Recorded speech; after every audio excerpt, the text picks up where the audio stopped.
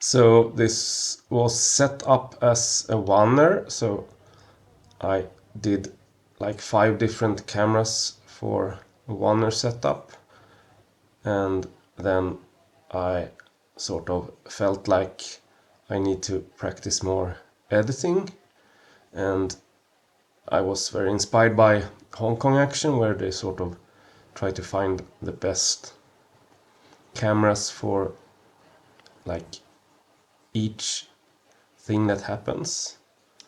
So instead of relying on oneers, I had these, I think it's 5 different cameras, and then in the final edit I just try to find like where's the actual best angle and the best tempo to switch between these cameras.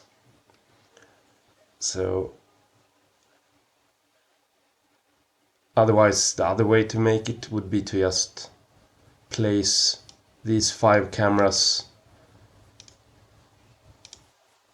and just shoot like, oh, this is what I need, this angle. Sort of what I'm doing in this here. Many of the angles are meant to be just as a single setup, not as a oneer like the 2 I showed you before. Those cameras were more like meant to be oneers from the beginning, but here I went over to just set up cameras that could be used for a more traditional editing style.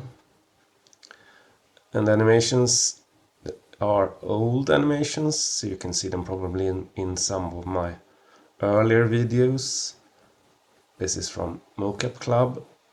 Yeah, this would absolutely not work as a oneer, as you see, but this was, I still set them up with to give me a good option of different camera angles. I still made things as oneers. So the mocap, as I said, was from Mocap Club, so I can't do this fancy martial arts.